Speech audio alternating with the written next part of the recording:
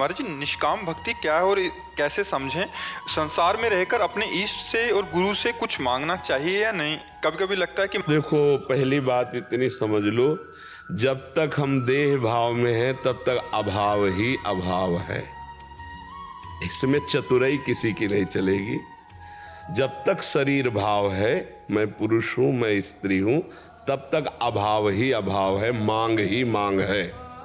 और जब हमारे अंदर या तो स्वरूप का ज्ञान हो तो स्वरूप में अभाव नहीं कभी। पूर्ण, उसे अखंडानंद कहते हैं, पूर्णानंद कहते हैं, ज्ञानानंद कहते हैं, विज्ञानानंद घन कहते हैं। अपना स्वरूप जो आत्मा जो है वो आनंदमय है। और सब आत्माओं की आत्मा भगवान श्री कृष्ण है, भगवान श्री हरि है, भगवान श्री राम है। जब हम आत्मसमर्पण कर देते हैं, दो भाव होते हैं, या तो ज्ञान हो जाए और या आत्मसमर्पण हो जाए, आश्रय, भगवद आश्रय। तो हमें पता है कि हमारे भगवान सर्वज्ञ हैं, तो हमें उनको जनाने की कोई ज़रूरत नहीं है। और सर्वशक्तिमान है, वो जो चाहे सो कर सकते हैं। तो जो हमारे पास व्यवस्था दी वो हमारे योग्य है, क्योंकि वो सर्वज्ञ है, सर्वशक्तिमान है और सर्वत्र है और हमें बहुत प्यार करते हैं। फिर मांगना बनता ही नहीं। पर अगर मांगे, पहले तो बात मांगना बनता नहीं, क्योंकि वो सर्वज्ञ है, उनसे क्या मांगे? वो तो जान रहे हैं और हम उनके आश्रित हैं, जैसा चाहे वैसी व्यवस्था करें।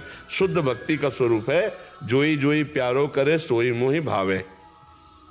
मुझे कुछ नहीं चाहिए, आप जैसी व्यवस्था करो। जैसे एक छोटा बच्चा माँ के अधीन होता है तो बाल भोग कब कराना है, राजभोग कब कराना है, माँ को पता होता है ना। तो अनंत माताओं का वात्सल्य लेकर भगवान जो हमारे प्रति विधान कर रहे हैं, हमको मांगने की जरूरत नहीं है।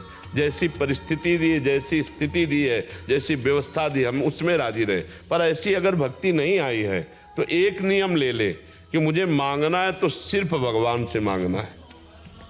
उसको भी भगवान ने भक्त कहा है। आर्त, अर्थार्थी, जिज्ञासु, ज्ञानी, चारों को भगवान ने एक पंक्ति में रख करके कहा है। पर ज्ञानी को कहा है अपनी आत्मा। अगर हम भगवान को जानना चाहते हैं तो सिर्फ भगवान से प्रार्थना करें, वही सद्गुरु रूप में मिलेंगे। और सोई जाने जे देव जनाई, जानत तुम्हें तुम्हें हो जाए।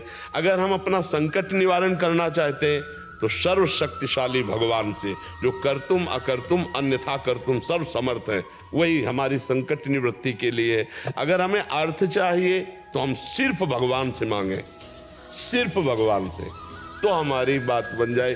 भगवान से जब कुछ मांगा जाता है तो भगवान वो वस्तु अगर उचित होगी तो देंगे, और जब वो देंगे तो उसमें साथ में उनकी कृपा भी आती है। जैसे वस्तु व्यक्ति स्थान में ममता और राग करके हमारी दुर्गति हो जाती है, तो भगवान के द्वारा प्राप्त वस्तु व्यक्ति स्थान हमारी दुर्गति नहीं सदगति का कारण होगा। जैसे श्री भगवान से करदम जी ने 10,000 वर्ष तक तपस्या करके प्रसन्न जब भगवान हुए, प्रकट हुए, तो उन्होंने पत्नी मांगा, तो महाराज मनु जी की पुत्री देहूति जी दी। इसके आगे नहीं मांगा कुछ। पर भगवान अपनी तरफ से बोले कि मैं तुम्हारा पुत्र बन के आऊंगा और तुम्हारा कल्याण करूंगा। भगवान से अगर हम संसार भी मांगे तो उस संसार में भगवान बीच में स्वयं आएंगे और हमारा कल्याण करेंगे। तो अगर यद्यपि तो मांगना नहीं चाहिए, पर यदि मांगना है तो सिर्फ प्रभु के अनन्य होकर प्रभु से मांगो। एक भरोसो एक बल एक आस विश्वास, आशा तो सिर्फ प्रभु से अपने। तो बढ़िया बात। निष्काम भक्ति का तात्पर्य होता है कुछ भी भगवान से न मांगना, अपना सब कुछ भगवान को समर्पित करके निरंतर भगवान की प्रसन्नता हेतु कर्म करना, भगवद स्मरण करना। उसकी कामना है ही नहीं, क्योंकि उसने अपना कुछ अब रखा ही नहीं। तनुवांग मनोभिरमलई सोहम तवि वास्तिता, शरीर अर्पित कर दिया, मन अर्पित कर दिया, प्राण अर्पित कर दिए, स्वयं अर्पित हो गया। अब हमें क्या मांगना?